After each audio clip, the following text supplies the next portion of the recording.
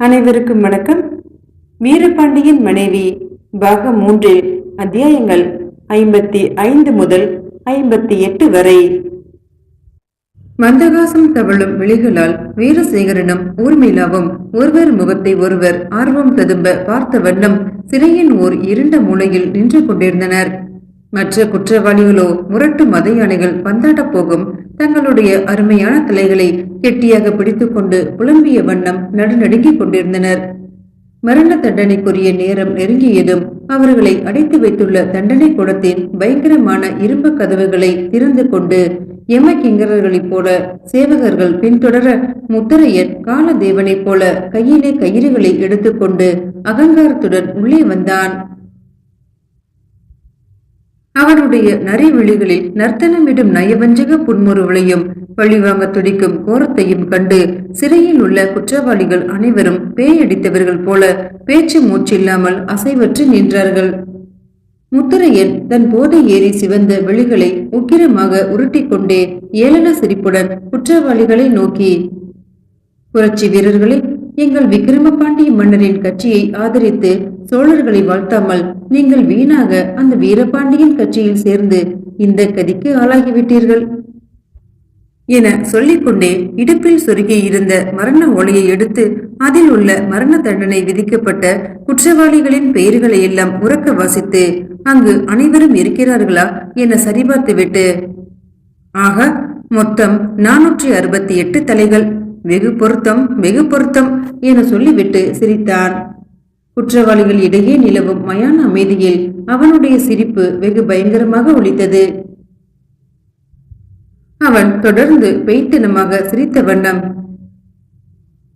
சாகப் போகிறவர்களே, மரண போட்டலில் உங்களுக்காக 2 மத யானைகள் நிறுத்தப்பட்டிருக்கின்றன. அதனால் உங்களை இருவராகத்தான், அதாவது ஜோடி ஜோடியாகத்தான் ஜோடி யானைகளுக்கு பலியிட அழைத்துச் செல்ல வேண்டும். என்ன புரிகிறதா? உங்களுக்கு விருப்பமானவரை ஜோடி சேர்த்து கொண்டு நீங்களாகவே வரிசையாக அணிவகுத்து நில்லுங்கள். இல்லையெனில் அந்த அவசரத்தில் நாங்கள் கைக்கு அகப்பட்டவர்களை கண்ணை மூடிக்கொண்டு இருவராக ஜோடி சேர்த்து இழுத்து கொண்டு போக நேரிடும். அவ்வாறு நான் ஜோடி சேர்த்தால் பிடிக்காத இருவர்களைத்தான் ஜோடி சேர்க்கும்படி ஆகும். என்ன இப்போது புரிகிறதா? அதனால் நீங்களாகவே உங்களுக்கு விருப்பமானவரை ஜோடியாக தேர்ந்தெடுத்து கொண்டு அணிவகுத்து நிற்பதுதான் உங்களுக்கு நல்லது. அப்போதுதான் கடைசி நேரத்தில் மரணத்தை நோக்கி தங்கள் அன்புக்குரியவர் தங்களோடு தங்கள் அருகே வருகிறார்கள் என ஆறுதலாவது உங்களுக்கு மிஞ்சும். அதை கேட்டதுமே பேய்த்தனமான அந்த இருட்டின் இடையே சூரிய வெளிச்சம் நுழைவதைப் போல வீரசேகரின் முகமும் ஊர்மிளாவின் முகமும் பிரகாசம் அடைந்தன. அதுபோலவே மற்ற குற்றவாளிகளின் முகங்களும் சிறிது பிரகாசமடைய துடித்தன. சாகப் போகிற சதிகாரர்களே, இன்னும் சிறிது நேரத்தில் உங்களை இழுத்துச் செல்ல வருகிறேன். அதற்குள் நீங்கள் அனைவருமே அணிவகுத்து நிற்க வேண்டும் என அவர்களை எச்சரித்துவிட்டு முத்தரையன் தன் ஆட்களுடன் வெளியேறினான். ஊர்மிளா என இளமையும் ஆர்வமும் ததும்ப அழைத்த வீரசேகரன் அன்பின் கனிவோடும் அளவற்ற குதூகலத்தோடும் அவளின் மிருதுவான கரங்களை கெட்டியாக பிடித்துக் கொண்டான். ஊர்மிளாவின் கை லேசாக நடுங்கியது என்றாலும் அந்த நடுக்கத்தில் ஒருவித இன்பம் சுரந்தது. அவளுடைய பட்டு ரோஜா போன்ற முகத்தில் வைரம் போல ஜொலித்தது. ஊர்மிளா, இன்று விதி ஒன்று சேர்த்திருக்கும் நம் இருவர் கரங்களையும் இனி சாவால் கூட பிரிக்க முடியாது. மத யானைகள் உருட்டு போகும் உயிரற்ற நமது தலைகள் கூட இறைவன் அருளால் ஒன்றாகவே உருண்டு விழுந்து ஒன்றை ஒன்று முத்தமிடும். அதை கண்டு உலகம் கண்ணீர் சொரியும். நம் காதலை அங்கீகரிக்கும் உலகத்தின் கண்முன் நாம் பகிரங்கமான தம்பதிகளாகி விடுவோம். வாழ்வால் ஒன்று சேர்க்க முடியாத நம் இருவர் ஜீவனையும் சாவு ஒன்று சேர்த்துவிடும். இப்படி ஏதோ ஒன்று என்னுள் சதா சொல்லிக் கொண்டிருக்கிறது. அது இப்போது நிறைவேறவும் போகிறது என வீரசேகரன் ஏதோ அதிசயமான ஆத்மீக உலகில் சஞ்சரிப்பவனை போல உற்சாகமாக சொன்னான். அவனுடைய கைகளை ஊர்மிளாவின் சூடான 2 கண்ணீர் துளிகள் நனைத்தன. அவளுடைய தேகம் எல்லாம் மெய்சிலிர்த்து கனன்றது. லேசாக விம்மினாள் ஊர்மிளா. அவனது கைப்பிடிப்புக்குள் இருந்த அவளது கைகள் நடுங்கின. பயப்படாதே ஊர்மிளா, உன் கையை நான் கெட்டியாக பிடித்துக் கொண்டு உனக்கு துணையாக நானும் வருகிறேன். நாம் இருவருமே மரணத்தை நோக்கி கைகோர்த்து கொண்டு உற்சாகமாகவே செல்வோம். நான் உன் கையை கெட்டியாக பிடித்துக்கொண்டு உன் முகத்தையே பார்த்த வண்ணம் உன் காதிற்குள், ஊர்மிளா, நான் உன்னை காதலிக்கிறேன் காதலிக்கிறேன் என ஓயாமல் சொல்லிக் கொண்டே வருவேன். அதனால் உனக்கு காதலின் இன்பச் சுவையை தவிர வேறு எந்த பயமுமே தோன்றாது. நீ வாழ்வு முழுவதும் காணாத ஆனந்தத்தை எல்லாம் அந்த சாவின் முனையில் ஒருங்கே கண்டு விடுவாய். அந்த ஆனந்தத்தை நான் தருவேன். ஆம், உன் இறுதி மூச்சையாவது நீ ஆனந்தமாக விட வேண்டும். நாம் இருவரும் ஒன்றாக மடியும் போது நம் இருவரின் ஆத்மாக்களும் ஒருவரை பற்றிய ஒருவர் நினைப்போடு ஒன்றாக கலந்து இந்த உலகத்தை விட்டு ஒன்றாகவே உற்சாகமாக செல்லும் என வீரசேகரன் உணர்ச்சி வசமாகி உற்சாக வார்த்தைகளை சொல்லிக் கொண்டிருந்தான். அந்த சமயம், நல்ல செய்தி சொல்லுங்கள், நல்ல செய்தி சொல்லுங்கள் என குடுகுடுப்பைக்காரனை போல சொல்லிக்கொண்டே ஒரு வினோதமான பேர்வழி ஒரு கூடையை தூக்கி கொண்டு உள்ளே வந்தான். அவன் நெற்றியில் பட்டை நாமமும் விழிகளில் விஷமமும் தேகம் எங்கும் ஏராளமான விலங்கு துணிகளும் தொப்பை வயிற்றுக்காரனை போல தென்பட்டான் அவன். அந்த விசித்திரமான பேர்வழி, இந்த உலகத்தை விட்டு போக போகிற புண்ணியவான்களே, நல்ல செய்தி சொல்லுங்கள். உங்கள் வீட்டில் உள்ள மனைவி மக்களுக்கு, உற்றார் உறவினர்களுக்கு இறுதியாக ஏதாவது அந்தரங்க செய்தி சொல்ல வேண்டும் என்றால் என்னிடம் சொல்லி அனுப்புங்கள். நான் போய் சொல்கிறேன். அவர்களுக்கு ஏதாவது அன்பின் சின்னமாக, ஆறுதல் ஊட்டும் அடையாளமாக அவர்களுக்கு பொருள் கொடுத்து அனுப்ப விரும்பினால் அதை என்னிடம் கொடுங்கள். நான் கொடுத்து அதற்கு கூலி அவர்களிடமே வசூலித்துக் கொள்கிறேன். ஐயா புண்ணியவான்களே, எந்த அந்தரங்க விஷயமாக இருந்தாலும் என்னிடம் தயங்காமல் சொல்லி அனுப்புங்கள். அன்பின் சின்னமாக உங்களுடைய மேலாடையோ, கிழிந்த துண்டோ, விரலில் உள்ள மோதிரமோ எதுவாக இருந்தாலும் என் மூலமாக கொடுத்து அனுப்புங்கள். ஆனால் கடைசி முத்தம் மட்டும் கொடுத்து அனுப்பாதீர்கள் என கூவினான். அப்படி வந்தவன் குற்றவாளிகளின் சிலரை ஒவ்வொருவராக தனியாக அழைத்துச் சென்று அவர்களோடு அந்தரங்கமாக வார்த்தையாடி அவர்களின் உற்றார் உறவினர்களுக்கு இறுதி செய்திகளை அன்பின் சின்னங்களாக அங்கி, அங்கவஸ்திரம், மோதிரங்கள், வீர கங்கணங்கள் முதலியவற்றையும் சேகரித்துக் கொண்டு திடீரென வீரசேகரனை நோக்கி பாய்ந்து குதித்து, என்ன தம்பி, நீ யாருக்கோ அந்தரங்கமாக கடைசி செய்தி ஒன்று சொல்ல வேண்டும் என தயங்கினாய். என்னிடம் சொல். நான் போய் அந்த ஆளை எப்படியாவது கண்டுபிடித்து உன் செய்தியை சொல்லி அந்த ஆளின் அந்தஸ்திற்கு ஏற்றாற் போல 2 மடங்கு கூலி வசூலித்துக் கொள்கிறேன் என கூறிய வண்ணம் மயானக்கரையில் பிணத்தை கொத்தி இழுக்கும் கழுகை போல அவனை ஒரு புறமாக தனியே இழுத்து கொண்டு போனான்.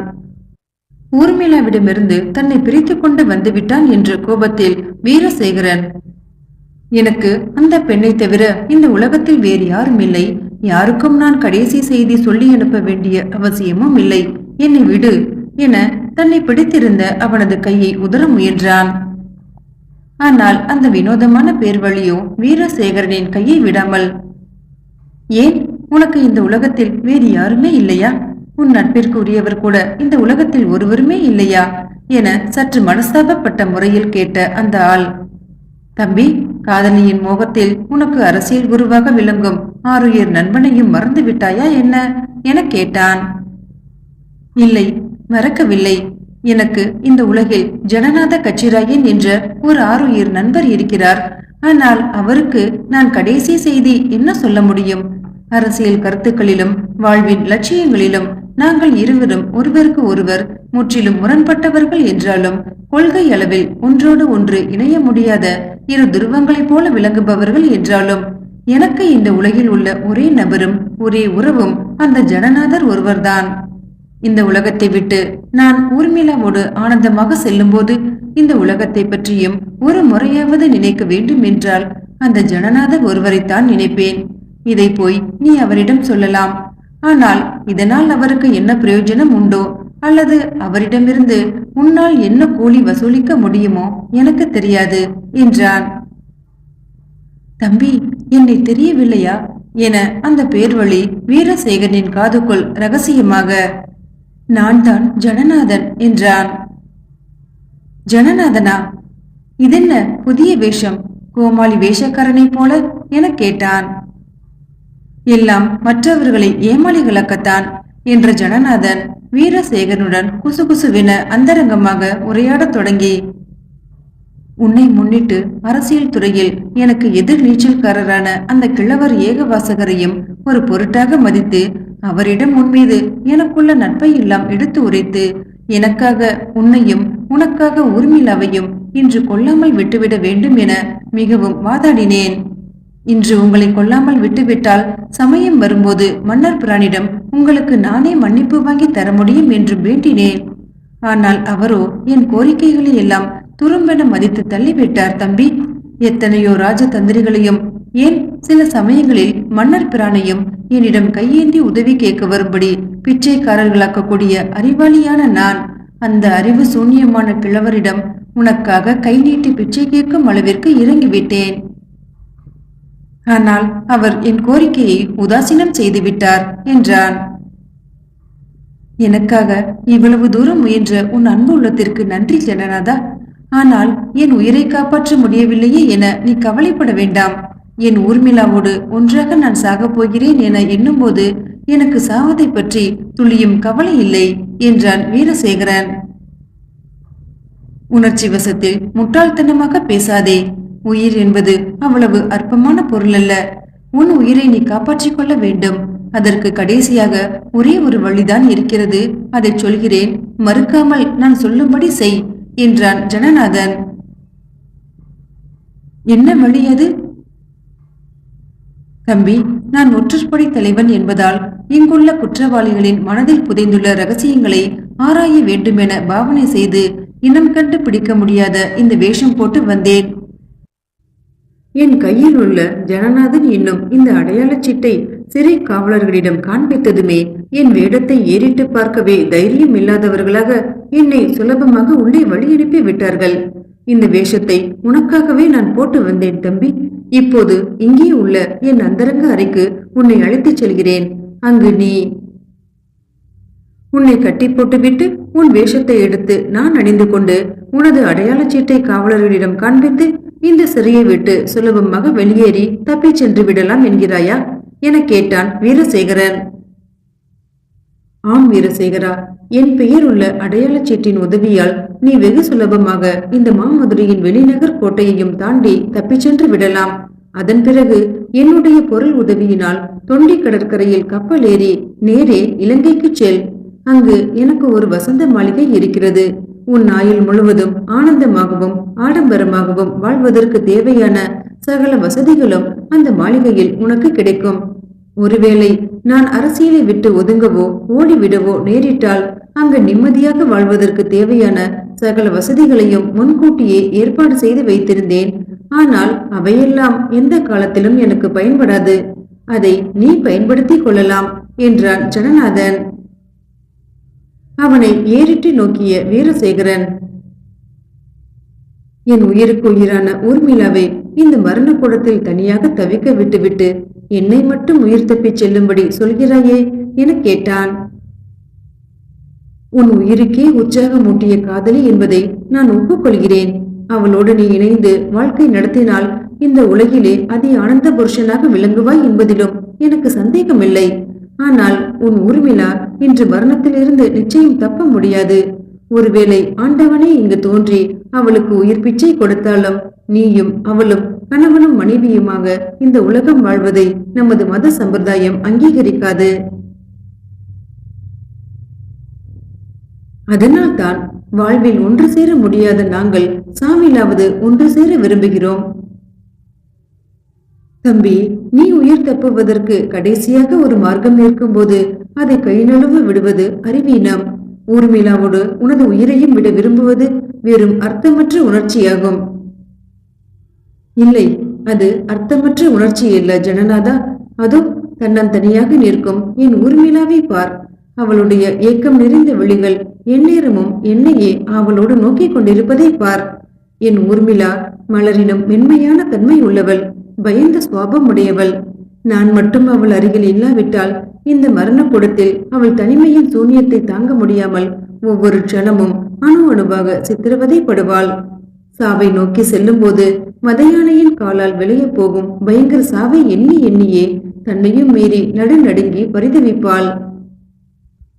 வாழ்வு முழுவதிலும் எந்த ஆனந்தத்தையுமே கண்டிராத அவளுடைய இறுதி மூச்சும் துயரத்திலேயே கரைந்துவிடும். இனி அந்த விதியை யாராலும் மாற்ற முடியாது வீரசேகரா. என்னால் மாற்ற முடியும் ஜனநாதா என்ற வீரசேகரன் துயரத்தின் இடையே ஆனந்த மலர்ச்சியோடு, சாவிலும் இணை பிரியாத காதலனாக, ஆத்மாவின் ஒரு துணைவனாக நானும் அவள் கூடவே சென்று அவளுடன் உயிர் விடுவேன். அற்ப நேரத்து ஆனந்தம் தானே, அதன் பிறகு ஒரு கணத்திற்குள் எல்லாமே சூன்யமாக மறைந்துவிடும் தம்பி. அது அற்ப நேரத்து ஆனந்தமல்ல, அற்பமான உணர்ச்சியும் அல்ல. இறுதி மூச்சு வரை என் ஊர்மிளாவின் அருகிலே எந்நேரமும் நான் இருப்பேன். அவள் எந்நேரமும் என் முகத்தையே பார்த்து கொண்டிருப்பாள். இதுதான் ஆனந்தங்கள் அனைத்திலுமே சிகரமானது, என் உணர்ச்சிகள் அனைத்திலுமே உன்னதமானது என வீரசேகரன் சொல்லும் போது அவனுடைய கலை பொருந்திய முகம் ஆனந்த கண்ணீருடன் உணர்ச்சி மயமாக ஜொலித்தது. பிறகு என ஜனநாதன் கேட்டபோது அவனது குரலில் சற்று ஆத்திரமும் ஏளனமும் தொனித்தது. வீரசேகரனோ தன் உணர்ச்சியின் போக்கிலே, பிறகு என்ன, எங்கள் இருவரின் இறுதி மூச்சும் ஒன்று கலந்து இணை பிரியாத காதலுடன் எங்கள் இருவரின் ஆத்மாவும் இந்த உலகத்தை விட்டு ஒன்றாக செல்லும். ஸ்வர்க்கத்திலோ மறு ஜென்மத்திலோ ஒன்று கூடிவிடும். சொர்க்கம் என்பதும் மறு ஜென்மம் என்பதும் ஆத்மா என்பதும் வேதாந்திகளின் கனவாகவும் கவிஞர்களின் கற்பனை சரக்காகவும் இருந்துவிட்டால் என்ன செய்வாய்? வீணான நம்பிக்கையால் வீணாக உன் உயிரை துறந்த முட்டாளாகி விடுவாய். இறுதியாக ஒரு முறை கேட்கிறேன், ஊர்மிளாவோடு ஒன்றாக மரணத்தை முத்தமிடுவதுதான் உனது முடிவா? இதை மாற்றிக்கொள்ள முடியாதா என கேட்டான். முடியாது. இப்போது நான் அடைய போகும் ஆனந்தத்தை எடுத்து அளவில்லாத துயரத்தை தரும்படியான அந்த விஷயத்தை பற்றி இனியும் நீ பேச வேண்டாம். மரண கால மணி அடித்தாகிவிட்டது. இருவருக்கும் அவகாசமோ குறைவு.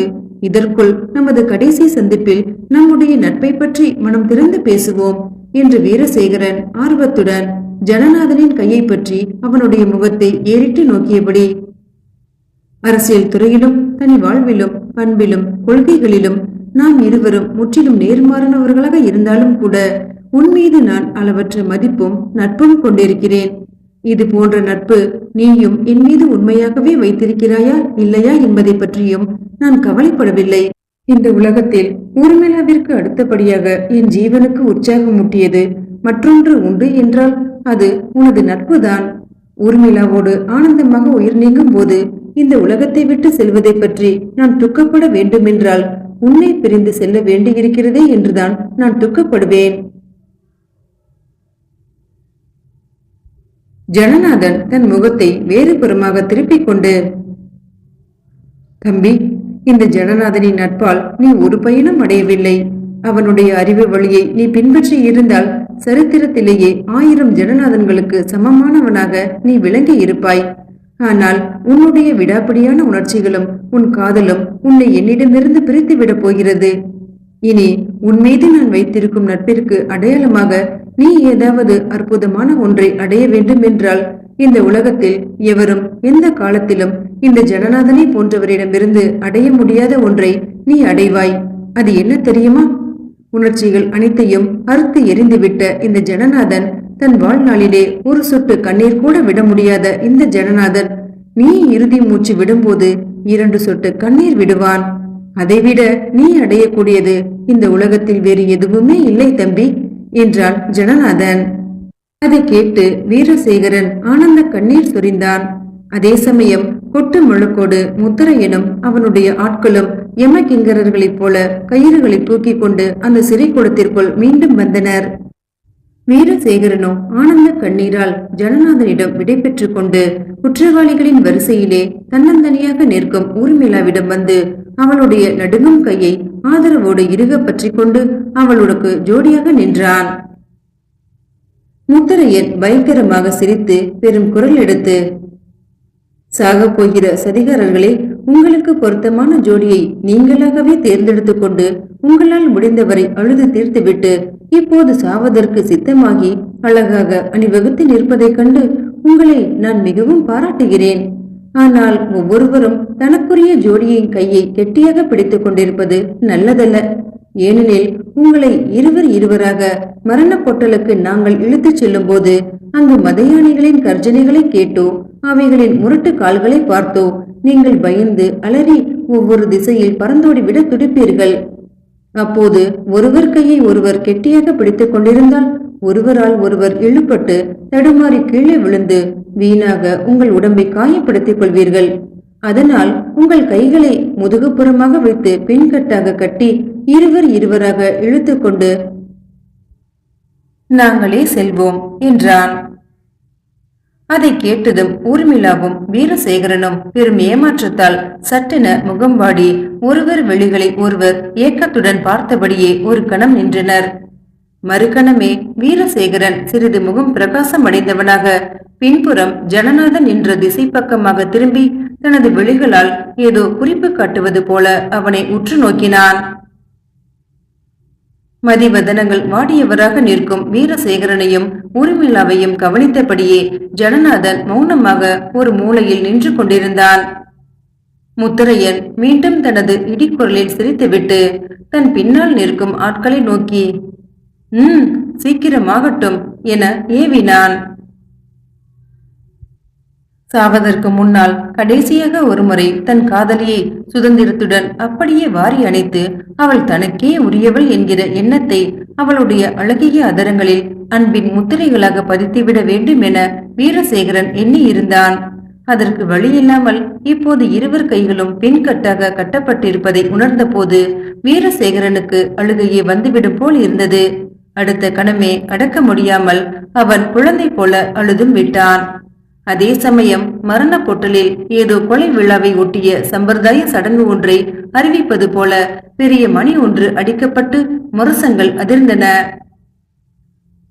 அவற்றை தொடர்ந்து பிளரிடும் மதையானையின் கர்ஜனை ஒன்று தண்டனை கூடத்தின் நிசப்தத்தில் வந்து விழுந்து பயங்கரமாக எதிரொலித்தது. அசைவற்ற சித்திரங்கள் போல் ஆகிவிட்ட குற்றவாளிகளின் முகங்களிலே ஈ ஆடவில்லை. அவர்களில் எவனோ ஒரு கோழை தனது மரண பயத்தை அடக்குவதற்கு ஆதரவாக தன் ஜோடியின் கையை பிடித்துக் கொள்ள துடித்துடித்து தன் கையை பின்புறமாக கட்டப்பட்டிருப்பதை உணர்ந்ததுமே திடீரென நெஞ்சு வெடித்தவனைப் போல ஓவென அலறி உயிர் கிழிந்து அடியற்ற மரம் போல தனது துணைவன் மீது சாய்ந்து துபீரென கீழே விழுந்தான்.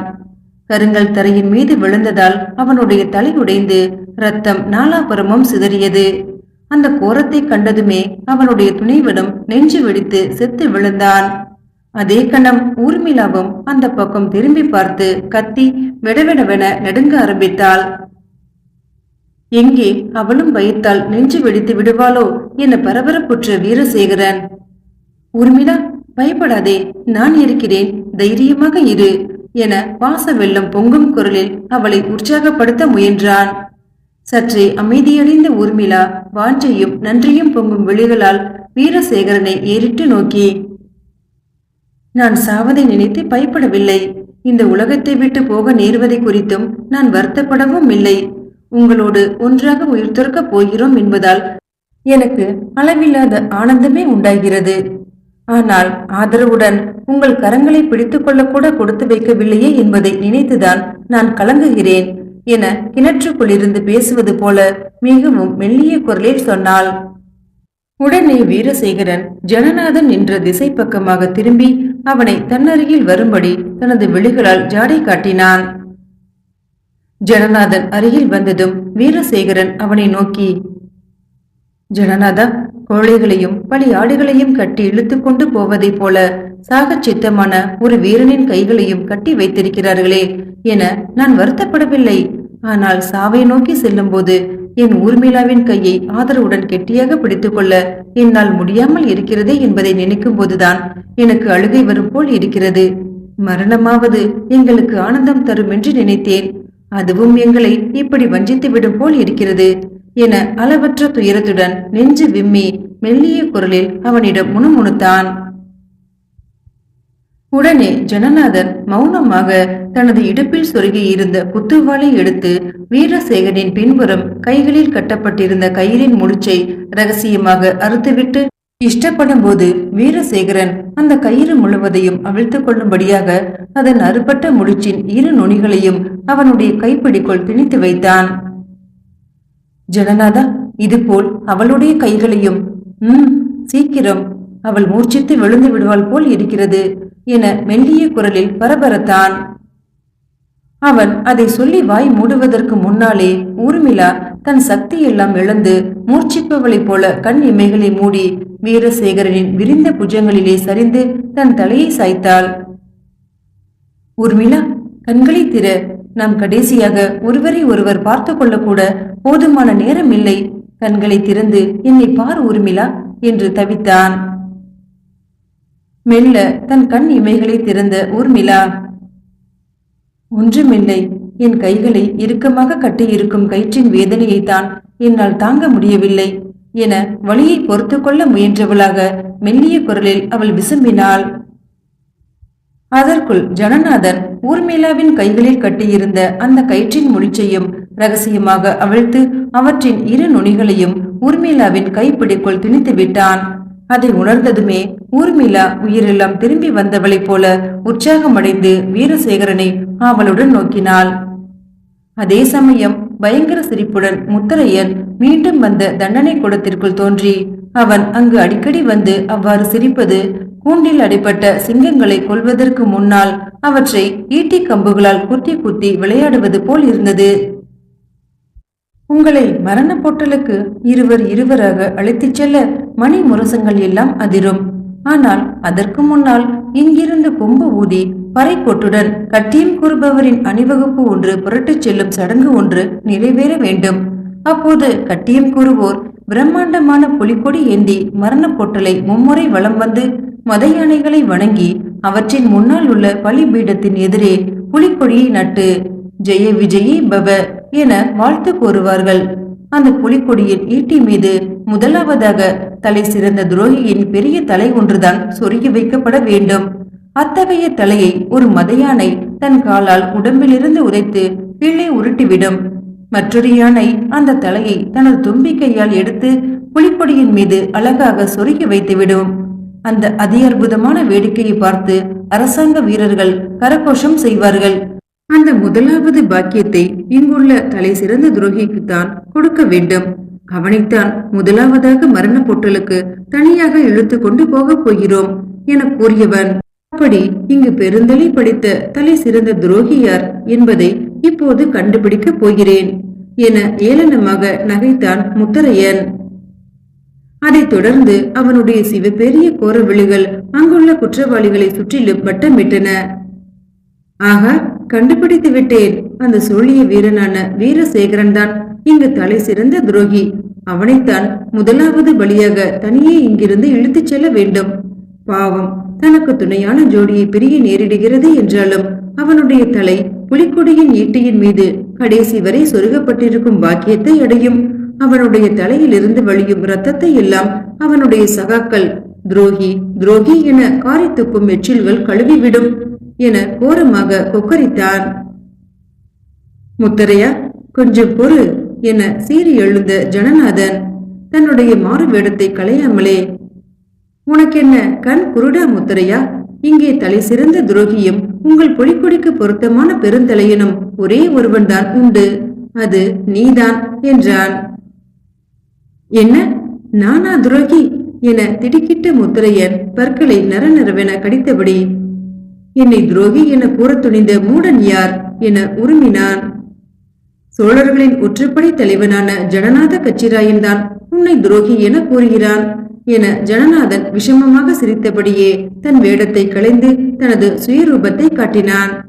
அதை பார்த்ததும் சற்று கலவரமடைந்த முத்தரையன் மனஸ்தாபமுற்ற குரலில், ஜனநாத கச்சிராயரே, உங்கள் சோழர்களுக்கு சிறந்த ஆதரவாளனாகவும் எங்கள் விக்கிரமபாண்டிய அரசாங்கத்திற்கு வலது கையாக விளங்கும் இந்த முத்தரையனை இப்படி சிறிதும் கூசாமல் துரோகி என துணிந்து கூறிவிட்டீர். இதை மட்டும் நீர் நிரூபிக்காவிட்டால் இதற்காக பின்னால் நீர் மிகவும் வருந்த நேரிடும் என்றான். நான் எதற்கும் வருந்த மாட்டேன். என்னை ஒருவரும் அசைக்க முடியாது. வீணாக என்னை மிரட்டாதே என ஜனநாதன் சொல்லிவிட்டு, உன்னை முதலாவது துரோகி என பகிரங்கமாக கூறிவிட்டேன் என்றால் அதை நிரூபிக்காமல் விடமாட்டேன் என்றான். ஒன்றுமே புரியாமல் விழித்த முத்தரையன், நான் என்ன துரோகம் செய்தேன்? அதை முதலில் சொல்லும். இங்கு புரோகிதர் வேஷம் போட்டு வந்த வீரபாண்டியரை நான் உயிரோடு சிறைப்பிடிப்பதற்கு முன்னால் நீ இந்த சிறைக்கூடத்தில் இருந்து அவரை வெளியே தப்பிச் செல்ல விட்டுவிட்டாய். எங்கள் சோழ மகாராணி மூடுவண்டியில் எங்கள் தலைநகருக்கு செல்லும் ரகசியத்தை அவர் உன் மூலமாகவோ உனது ஆட்கள் மூலமாகவோ தெரிந்து கொண்டு அவரே அந்த வண்டிக்கு சாரதியாக மாறுவேடமிட்டு சென்று சோழ மகாராணியை மூடுவண்டியோடு கைப்பற்றி கொண்டார். இந்த மாபெரும் விபரீதம் எல்லாம் உனது துரோகத்தால் தானே விளைந்தது என ஜனநாதன் தனது விஷம புன்னகையுடன் கர்ஜித்தான். அதை கேட்டதும் உயிரே போய்விட்டதைப் போல ஒரு கணம் திடுக்கிட்டு நின்ற முத்தரையன், என்ன, நானா என பொறுமினான். நீ துரோகம் செய்யவில்லை என்றால் இங்கிருந்த அந்த புரோகித வேடதாரி இப்போது எங்கே? நீயோ உனது காவல் ஆட்களோ அனுமதிக்கவில்லை என்றால் அவர் இங்கிருந்து எப்படி தப்பி சென்றிருக்க முடியும்? முத்தரையன் சற்று சமாளித்துக் கொண்டு, இந்த தண்டனை கோட்டையிலிருந்து அனுமதி ஓலை இல்லாமல் எவரையும் நானோ எனது ஆட்களோ உயிரோடு வெளியேற விடமாட்டோம் என்றான். எவருக்கும் அனுமதி ஓலை எழுதி வழங்குபவனும் நீதான். இங்கிருந்து எவரையும் வெளியேறி செல்லாமல் பாதுகாக்கும் பொறுப்பை உடையவனும் நீதான். இங்கிருந்து மாபெரும் எதிரியை வெளியேறச் செல்ல அனுமதித்தவனும் நீதான். இரு தரப்பினருக்கும் நல்ல விதமாக நடந்து இரட்டை லாபம் அடைய விரும்பிய நீ எங்கள் எதிர்கட்சிக்காரரான வீரபாண்டியரோடு ரகசியமாக திட்டமிட்டு ஏதோ பெரும் சதியை செய்திருக்கிறாய். பகிரங்கமான எதிரியை விட உறவாடி கெடுக்கும் நய வஞ்சகனே தலை சிறந்த துரோகியாவான். அதனால் உன்னைத்தான் முதலாவது துரோகியாக யானைக்காலுக்கு பலியிட்டு உனது பெருந்தலையை பலிபீடத்திற்கு அருகில் உள்ள எங்கள் புலிக்கொடியின் மீது சொருகி வைக்க வேண்டும். இதை நான் நிறைவேற்றாமல் விடமாட்டேன் என கட்சி கட்டிய ஜனநாதன் அங்கிருந்த சோழ வீரர்களிடம் முத்திரையனை பிடித்து தள்ளி சிறைப்படுத்தும்படி கட்டளையிட்டான். அதன் பிறகு முக்கியமான மேலதிகாரிகள் அவசரமாக கூட்டப்பட்டு முத்திரையின் மீது ஜனநாதன் சுமத்திய குற்றச்சாட்டை பற்றி அந்தரங்க விசாரணை அவசரமாக நடந்தது. தண்டனை கோட்டத்திற்குள் புரோகிதர் வேடமிட்டு வந்தது வீரபாண்டியன் தான் என்பதும், சோழ மகாராணியின் மூடு வண்டிக்கு சாரதியாக மாறுவேடமிட்டு சென்ற அந்த வீரபாண்டியன் சோழ மகாராணியை மூடு வண்டியோடு எங்கோ கடத்தி போய்விட்டான் என்பதும் ஜனநாதன் கொடுத்த சாட்சியங்கள் மூலம் அசைக்க முடியாதபடி நிரூபணமாயின. அதன் மேல் தண்டனை கோட்டத்திலிருந்து மாபெரும் எதிரியான வீரபாண்டியனை ஆராயாமல் வெளியேறி செல்ல முத்திரையன் அனுமதித்தது பெரும் குற்றம்தான் என்றும், அவனே தலை சிறந்த துரோகி என ஜனநாதன் வாதாடுவது மறுக்க முடியாது என்றும் அதிகாரிகளின் அவசர கூட்டத்தில் முணுமுணுப்புகளோடு தீர்மானிக்கப்பட்டு முத்திரையனையே முதலாவது பலியாக யானை காலால் இடரச் செய்து பலிபீடத்தில் புலிக்கொடியின் மீதுள்ள ஈட்டியில் அவனது தலையை சொருகி வைக்க வேண்டும் என ஜனநாதன் வற்புறுத்தியபடியே உத்தரவிடப்பட்டது.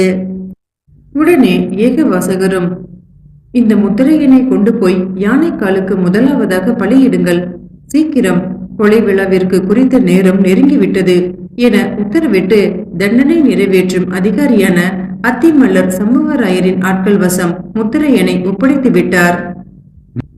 சோழிய வீரர்களால் இழுத்துச் செல்லப்பட்ட முத்திரையன் எங்கே சிரித்து அட்டகாசம் செய்து கொண்டிருந்தானோ அதே தண்டனை கோட்டத்திற்குள் நாயினும் கேவலமாக அடைத்து வைக்கப்பட்டான். முத்திரையன் பற்களை நரநரவென கடித்தானே தவிர அவனால் ஒன்றும் செய்ய முடியாமல் கைகளை பிசைந்து கொண்டு வேதனையோடு முனகினான். அப்போது உள்ளே வந்த ஜனநாதன் விஷமச் சிரிப்புடன் அவனின் காதருகே வந்து அந்தரங்கமாக, உன்னை எனக்கு சிறிதும் பிடிக்காது என்றாலும் உனக்கு இந்த கதி நேர்ந்த அநியாயத்தை நினைத்து என்னையும் மீறி நான் பரிதாபப்படுகிறேன். அதனால் உனக்கு மிகவும் அந்தரங்கமான விஷயம் ஒன்றை சொல்கிறேன் என்றவன், எங்கள் சோழ மன்னனிடம் கெஞ்சுவதற்கு உனக்கு அவகாசம் மட்டும் கிடைத்தால் உன்னை கொல்லாமற் மன்னர் பெருமான் மன்னித்து அருளியிருப்பாரே என வீணாக மனப்பால் குடித்து ஏங்கி ஏங்கி சாகாதே. ஏனெனில் ஒருவருடைய ஆத்மா உலகத்தை விட்டு செல்லும் போது ஏக்கத்தோடோ இன்னொருவரை பற்றிய நல் எண்ணத்தோடோ செல்லக்கூடாது. அதாவது உன்னை போன்ற ஒருவனின் ஆத்மா அப்படி செல்லக்கூடாது என பீடிகை போட்டுக்கொண்டு, உன்னை இவ்வாறு இந்த பாண்டிய மண்டலத்திலே எப்படியாவது தந்திரமாக தீர்த்து விடும்படி எங்கள் குலோத்துங்க சோழ மன்னரே அந்தரங்கமாக தகவல் அனுப்பினாராம்.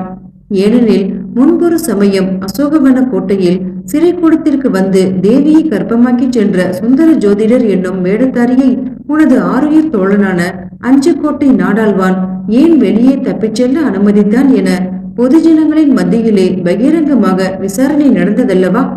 அப்போது உனது ஆருயிர் தோழனான அஞ்சுக்கோட்டையான் சிறிதும் அஞ்சாமல் அந்த சுந்தர ஜோதிடரை வீரபாண்டியன் என நினைத்து நான் வெளியே விடவில்லை, உங்கள் குலோத்துங்க சோழ சக்கரவர்த்திகள் தான் அந்த வேடத்தில் வந்தார் என அவரை அனுமதித்தேன் என பகிரங்கமாக கூறி எங்கள் சோழ மன்னரை ராவண சந்நியாசியாக உருவகப்படுத்தினான் அல்லவா?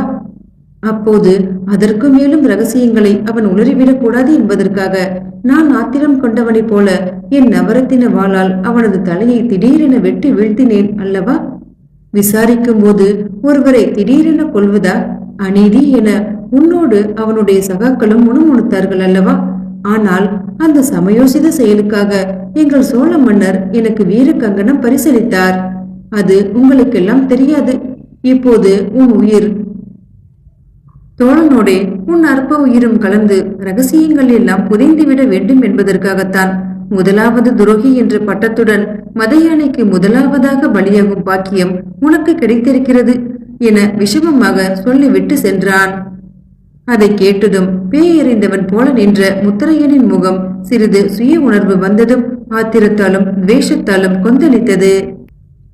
ஆனால் கொலை விழாவிற்கு குறித்த மணி முரசங்கள் எல்லாம் அதிர்ந்து கொலையாளிகள் வந்து முத்தரையனை மரண பொட்டலுக்கு இழுத்துக்கொண்டு முதலாவது துரோகி முத்தரையன் என கட்டியம் கூறியவாறே மத யானைகளின் முன்னால் இழுத்துச் செல்லப்படும் போது அவன் அதிகமான நரக வேதனையையே அனுபவித்தான்.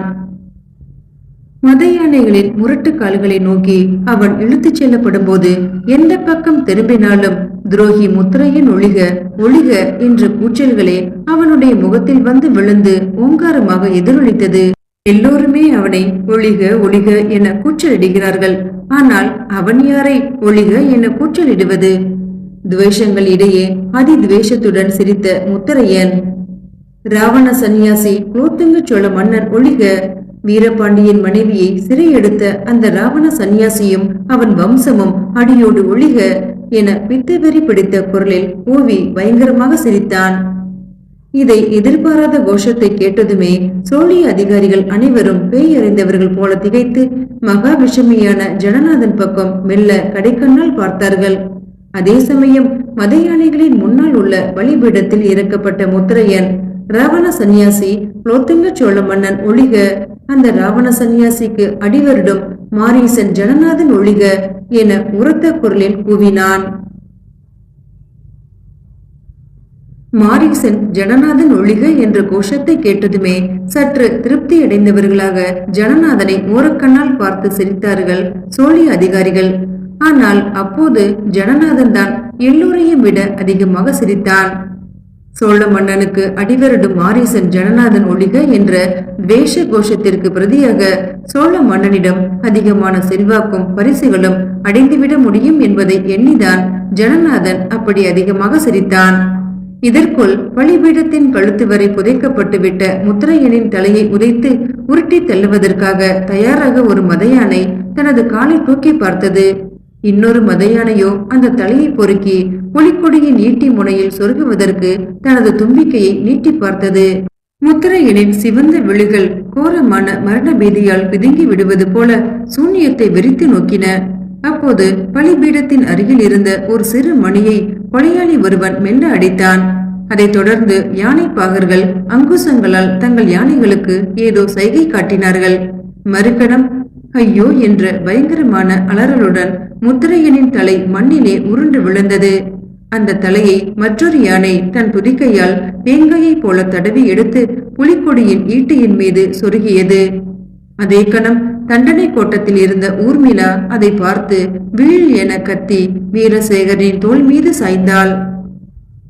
மங்களமான நேரத்தில் மரண ஓலம் இடுவது போல காதல் உணர்வில் மெய்மறந்து நின்ற ஊர்மிளா வீழ் என கத்திய பிறகு அப்படியே நிலை குலைந்து வீரசேகரின் புஜங்களில் முகம் புதைத்து கண்ணிமைகளை இறுக மூடிக்கொண்டு ஒரு வகை கற்பனை பீதியால் நடுங்கிக் கொண்டிருந்தாள். அவளை ஆதரவாக பற்றி நின்ற வீரசேகரன் வாஞ்சையுடன் அவளுடைய கூந்தலை வருடி, பயப்படாதே ஊர்மிளா, மரணத்தை பற்றி சிறிதும் சிந்திக்காதே, இந்த கோர சப்தத்தையும் காது கொடுத்து கேட்காதே. சாவை நோக்கி செல்லும் போது மத யானைகளையும் ஏறிட்டு பாராதே. என் முகத்தையே பார்த்து கொண்டிரு. நான் உன் காதுக்குள் நான் உன்னை காதலிக்கிறேன் என சொல்லிக் கொண்டே வருவேன். கடைசி நேரத்தில் நாம் இருவரும் நம்மையும் நமது காதலையும் பற்றி தவிர வேறு எதை பற்றியும் சிந்திக்க கூடாது. கண்களை நன்றாக திற. நாம் ஒருவரை ஒருவர் கடைசியாக பார்த்து கொள்ள இருக்கும் நேரம் கொஞ்சம் தான் என அவளை உலுக்கினான். நான் பயப்படவில்லை பயப்படவில்லை என கூவிய ஊர்மிளா கொந்தளிக்கும் கடலில் சிக்கிய ஜீவன் பேராதரவாக ஒரு மரக்கலத்தை பற்றி கொண்டு சொர்க்கத்தை நோக்கி கரையேற துடிப்பது போல வீரசேகரனின் கைகளை இறுக பிடித்துக் கொண்டு, நிஜமாகவே நான் பயப்படவில்லை. நீங்கள் அருகில் இருக்கும்போது எனக்கு சாவை கண்டு பயமே உண்டாகாது. உங்கள் முகத்தை பார்த்து கொண்டே உயிர் துறப்பேன். அதுதான் எனக்கு மிகவும் இனிமையாக இருக்கும் என்றாள். அச்சமயம் வெளியே முரசுகள் அதிர்ந்தன. தண்டனை கோட்டத்தில் இருவராக அணிவகுத்து நிற்கும் குற்றவாளிகளை எல்லாம் மரண போட்டலுக்கு அழைத்துச் செல்ல கொடூரமான கொலையாளிகள் வந்தனர். மத யானைகளை நோக்கி குற்றவாளிகள் எல்லோருமே வரிசையாக இழுத்துச் செல்லப்படும் போது சிலர் பயத்தால் நெஞ்சு வெடித்து விடும் போல அலறி மூர்ச்சித்து விழுந்து விடுவது போல தடுமாறினர். ஆனால் இருவராக ஒருவர் கையை ஒருவர் பிடித்துக் கொண்டு சென்றதால் கீழே விழுந்து விடாமல் சமாளித்துக் கொண்டனர். சிலர் குலோத்துங்க சோழனின் ஏகாதிபத்திய வெறி ஒழிக, ராவண சந்நியாசி ஒழிக, எதேச்சதிகாரமுடைய அரசியல் ஒழிக என்பன போன்ற துவேஷ கோஷங்களை எழுப்பிய வண்ணமாக சாவை நோக்கி சீறி சென்றனர். சிலரோ பாண்டிய நாடு சுதந்திரம் பெறுக, சமதர்மம் ஓங்குக, வீரபாண்டியரின் லட்சியம் விண்ணறிய மண்ணறிய வெல்க என வீர கோஷங்களை எழுப்பிய வண்ணம் சென்று பயங்கரமான அந்த மரணத்தை தழுவினர். பெரும்பாலானவர் மரண பீதியையும் வேதனையையும் சமாளிப்பதற்காக வீர கீதம் பாடிக்கொண்டே சென்று மத யானைகளால் தலையிடப்பட்டு வீழ்ந்தனர். மத யானைகளால் உதைத்து தள்ளப்படும் குற்றவாளிகளின் தலைகள் எல்லாம் பந்துகள் போல நாலாபுரமும் உருண்டோடி சிதறி விழவாயின. ஆனால் வீரசேகரனும் ஊர்மிளாவும் மட்டும் எதையும் பொருட்படுத்தாமல், எந்த கோரத்தையும் கண்ணால் காணாமல், எந்த பயங்கர சப்தத்தையும் காது கொடுத்து கேளாமல் உலக ஸ்மரணையற்ற இரு ஜீவன்களைப் போலவே மத யானைகளை நோக்கி சென்றனர். முரட்டு மத யானைகளின் அருகில் அவ்விரு காதலர்களும் கொண்டு வந்து நிறுத்தப்பட்டதும் முன் யானையின் மீது அங்குசத்தை பிடித்தபடி யமனை போல உட்கார்ந்திருந்த யானை பாகன் கொடூரமாக சிரித்தான். அந்த சிரிப்பானது, என்னை தெரிகிறதா வீரசேகரா? நான் தான் ஜடாயு. முன்பொரு சமயம் நீ சன்னியாசி வேஷமிட்டு எங்கள் பாண்டிமா தேவியை தந்திரமாக சிறைப்பிடித்து சென்ற போது வழியில் குறுக்கிட்டேனே, அந்த ஜடாயு நான் தான். அதற்கு பழிக்கு பழியாக உன்னை கொல்லாமல் விடமாட்டேன் என வஞ்சினம் கூறினேனே, அந்த ஜடாயு நான் தான் என்று கூறுவது போல் இருந்தது. அதை புரிந்து கொண்ட வீரசேகரனோ அமைதியாக பொன்முறுவல் செய்தான். அதிலே ஒரு விரக்தியும் மின்னலிட்டு ஓடி மறைந்தது. அதன் பிறகு ஒரு சிறு மணி அடித்ததும் 4 கொலையாளிகள் இரு காதலர்களையும் பிடித்து மத யானைக்கு முன்னால் உள்ள பலிபீடத்தின் குழியில் கழுத்தளவு வரை இறக்கி மூடினர். இரண்டர கலக்க துடிப்பது போல அளப்பெரும் ஆனந்தத்துடன் ஒன்றையொன்று உற்று நோக்கி கொண்டிருந்த 2 காதலர்களின் தலைகளும் மண் தரையில் முளைத்த 2 தங்க தாமரைகள் போல ஒரு தெய்வாம்சம் பொருந்திய கலையுடன் ஜொலித்தன. ஊர்மிளாவின் ஆனந்த கண்ணீர் சொரியும் விழிகளிலே லைத்திருந்த வீரசேகரின் அன்பு விழிகள் இந்த உலகத்தை விட்டு பிரியும் முன்பு கடைசியாக ஒரு முறை பார்க்க விரும்பிய ஒரு நபரை தேடி சோழ அதிகாரிகள் இருந்த பக்கம் வட்டமிட்டன. அவனது விழிகளை எதிர்பார்த்து ஜனநாதன் தூரத்தில் நிற்பதை கண்டதுமே அவனது மலர்ந்த முகம் மௌனமாக இறுதி விடை பெற்று கொண்டது. ஜனநாதன் தன் நட்பின் இணையற்ற பரிசாக 2 துளி கண்ணீர் வெடித்தான். அப்போது அவன் அருகில் வந்து நின்ற காவல்படை அதிகாரியான ஏகவாசக வானகோவரையர், என்ன ஜனநாதா, பிறந்த போதும் அழாத கல் நெஞ்சனான உன் முகத்திலுமா கண்ணீர் வருகிறது? அப்படியானால் அதோ சாக போகும் வீரசேகரன் அவ்வளவு தூரம் உன் உயிருக்குயிரான நண்பனா? பாவம், அவனை பிரிய நேருகிறதே என்றுதானே இப்படி கண்ணீர் வடிக்கிறாய் என சற்றே ஏளனம் கலந்த துணியில் கேட்டார். எனக்காக மட்டும் 2 துளி கண்ணீர் வடிக்கவில்லை, உமக்காகவும் தான் வடிக்கிறேன் என்றான் வெடுக்கென திரும்பிய ஜனநாதன். எனக்காகவா? வீரசேகரனுக்கும் எனக்கும் என்ன சம்பந்தம் என குழம்பியபடியே கேட்டார் ஏகவாசகர். ஏகவாசகரே, கை குழந்தையாக இருக்கும்போது காணாமல் போன உம்முடைய ஆசை நாயகியின் புத்திரனை இத்தனை காலமாக தேடிக்கொண்டிருந்தீரே, அந்த புத்திரன் தான் வீரசேகரன். அவனுடைய தலை மண்ணிலே உருண்டதும் அவனுடைய உடலை நீர் தேடி எடுத்து பார்த்தால் அவனுடைய வலது முதுகிலே நீர் குறிப்பிடும் அச்சம் இருப்பதை காண்பீர் என்றான் ஜனநாதன். அதை கேட்டதும் ஏகவாசகர் தம் உயிரே கிழிந்து விட்டது போல ஒரு கணம் சம்பித்து போய் நின்று விட்டார். அவருடைய பெற்ற மனமும் கை குழந்தையை வாரி எடுக்க துடித்த வயோதிக கைகளும் இப்போது அதிகமாக துடித்தன. ஜனநாதா, வீரசேகரனை எப்படியாவது காப்பாற்ற முடியாதா என அவர் பரபரப்படைந்தார். அவரை நோக்கி ஜனநாதன் ஆத்திரமும் விரக்தியும் கலந்த குரலில், அந்த வீரசேகரன் என் நண்பன் என சொல்லி அவனுக்கு மரண தண்டனை நிறைவேற்றும் நாளை தள்ளி போட வேண்டும் என்று உம்மிடம் நான் என் தரத்திற்கும் குறைவாக வெட்கத்தையும் விட்டு கெஞ்சி கேட்டபோது நீர் பிடிவாதமாக மறுத்து விட்டீர். இப்போது அவன் உம்முடைய புத்திரன் என அறிந்ததும் அவன் உயிரை எப்படியாவது காப்பாற்ற வேண்டும் என பிராணன் போவது போல இப்படி துடிக்கிறீரே, அதற்காக என் உதவியை எதிர்நோக்கி என் காலில் விழுந்து கெஞ்சி கேட்கவும் தயாராக இருப்பீர். ஆனால் ஏகவாசகரே, அவனுக்கு மரண தண்டனை நிறைவேற்ற வேண்டும் என நீர் கட்டளையிட்டு அவனை கொலையாளிகளிடம் ஒப்படைத்ததுமே உம்முடைய அதிகாரம் முடிந்து விட்டது. இனி தண்டனையை தடுத்து நிறுத்தக்கூடிய அதிகாரம் நமது மன்னர் ஒருவரை தவிர வேறு எவருக்கும் இல்லை. தலைநகரில் உள்ள நமது மன்னர் பிரானுக்கு விண்ணப்பித்துக் கொள்வதற்குள் உமது புத்திரனின் தலை இந்த மதுரை மண்ணிலே உருண்டுவிடும் என பெருமூச்செறிந்தான். பேயடித்தவர் போல நின்ற ஏகவாசகர் பரிதாபமாக ஜனநாதன் முகத்தை ஒரு முறை ஏறிட்டு பார்த்துவிட்டு தூரத்தில் மதையானைகளின் காலடியில் தாமரை மொட்டு போன்ற ஊர்மிளாவின் முகத்தையே பார்த்து கொண்டிருக்கும் வீரசேகரின் தலையை வெறித்து நோக்கினார். தடுமாறும் அவர் மூச்சித்து விழுந்து விடாதபடிக்கு ஜனநாதன் அவரை தாங்கிக் கொண்டான். ஏகவாசகரே, என் நண்பன் என்ற முறையில் அவனை எப்படியாவது தந்திரமாக காப்பாற்றிவிட வேண்டும் என கடைசி நேரம் வரை எவ்வளவோ முயன்றேன். அவனை பெற்றவர் மறுத்தது போதாது என அவனும் மறுத்துவிட்டான்.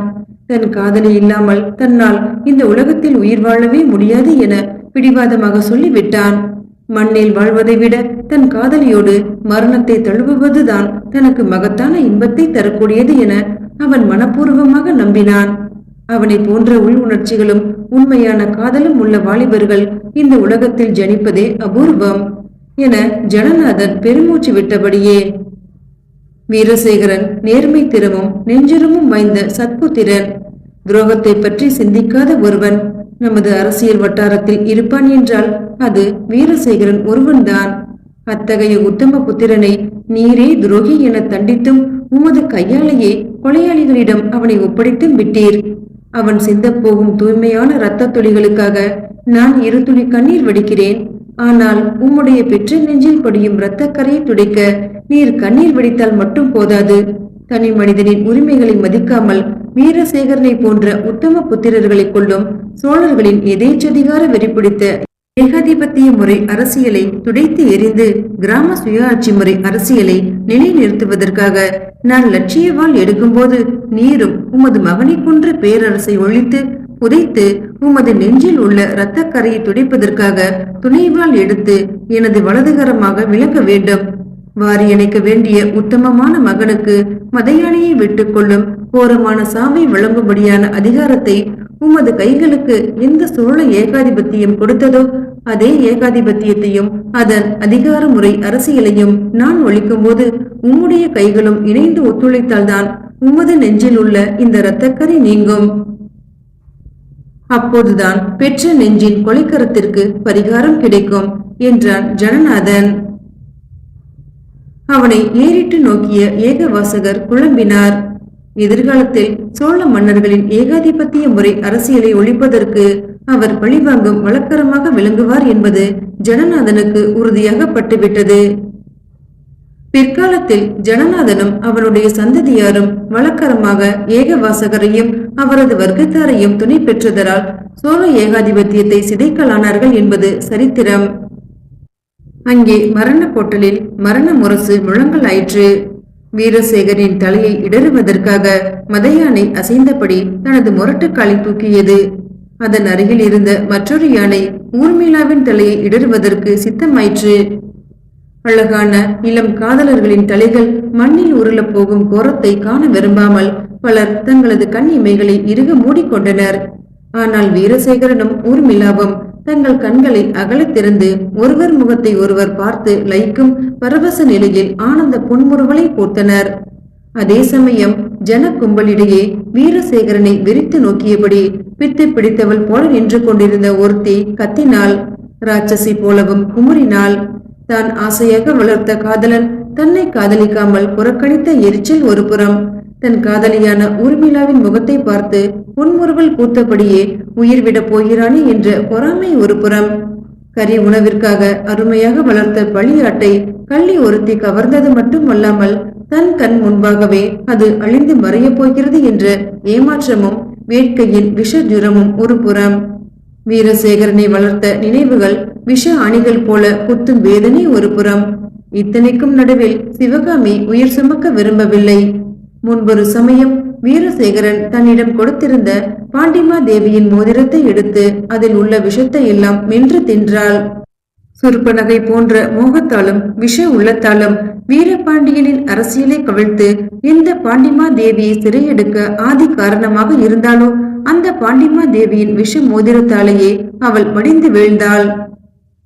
ஆனால் அவள் கடைசியாக வீறிட்ட அலறல் காதலர்களின் ஆனந்தத்தின் இடையே அபஸ்வரமாக வந்து ஒலிக்கவில்லை. வீரசேகரன் தன் முகத்தையே மெய் மறந்தவளாக நோக்கும் ஊர்மிளாவின் முகத்தின் அருகிலே, ஊர்மிளா, உன்னை நான் காதலிக்கிறேன் என சொல்லியபடியே தன் உதடுகளை குவித்தான். அதே கணம் இறுதி முரசுகள் அதிர யானை பாகர்கள் சமிக்கை காட்ட 2 யானைகளும் காதலர்களின் தலைகளை இடறி எட்டி உதைத்தன. ஒரே சமயத்தில் 2 தெய்வீக தாமரை மொட்டுகளைப் போல மண்ணில் உருண்டோடிய 2 காதலர்களின் தலைகளும் ஒன்றை ஒன்று முத்தமிட்டபடி கிடந்தன. அவற்றின் முகங்களிலே இரண்டர கலந்த காதலின் ஆத்ம ஜோதி நிறைந்திருந்தது. சற்று நேரத்தில் சூரிய அஸ்தமனத்தை எதிர்நோக்கி சூரிய குலத்தவர்களான சோழர்களின் பொலிக்கொடியின் கீழே இறங்கிக் கொண்டிருந்தது. உலகெங்கும் படிய போகும் இருள் புகையிலே தேகங்களற்ற 2 காதலர்களின் முகங்களில் உறைந்திருக்கும் ஆத்ம ஜோதி ஒன்றுதான் உலகிற்கு வழிகாட்டும் பூரண நிலவாக வளரும் என தோன்றியது. இத்துடன் எழுத்தாளர் திரு அரு ராமநாதன் அவர்கள் எழுதிய வீரபாண்டியன் மனைவி நாவலின் 3வது பாகம் இனிதே நிறைவடைந்தது. இந்த 3 நாவல்களிலும் என்னோடு இணைந்து பயணித்த அனைவருக்குமே எனது நெஞ்சார்ந்த நன்றிகள். மீண்டும் அடுத்த ஒரு நாவலில் சந்திக்கலாம். நன்றி.